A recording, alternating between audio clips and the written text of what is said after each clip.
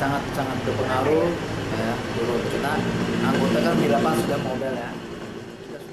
Menindaklanjuti program prioritas 100 hari Kapolri terkait pemberantasan narkoba, pihak Direktorat Reserse Narkoba Polda Metro Jaya gencar melakukan pemantauan terhadap warga negara asing yang ada di Jakarta untuk memastikan mereka memang benar sebagai pendatang.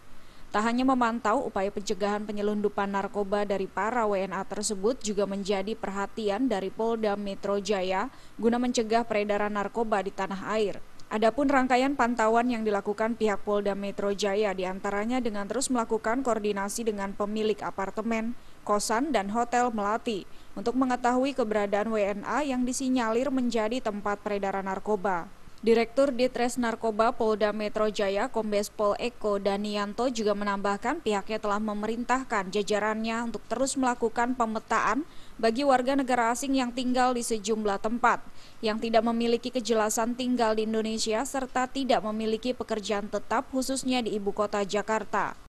Yang 9 poli di daerah Galur, Senen, dan Kramat Senen, itu kos-kosan. Nah ini kami perintahkan para kasat untuk bersama dengan para pemilik kosan, kemudian owner daripada apartemen, warga negara asing yang perlu diawasi adalah satu, ya, China, Hong Kong, dan Afrika, khusus Nigeria. Nah ini menjadi mapping daripada para kasat dan anggota penyidik seluruh di jajaran Polda Metro Jaya. Sebelumnya, pihak Ditres Narkoba Polda Metro Jaya juga berhasil mengungkap jaringan narkoba internasional dengan barang bukti 70 kg lebih sabu, serta meringkus 7 tersangka bandar narkoba yang salah satunya merupakan warga negara asal Nigeria. Dari Jakarta, Zikri Amin melaporkan. Tapi untuk membongkar jaringan, kita tidak boleh juga.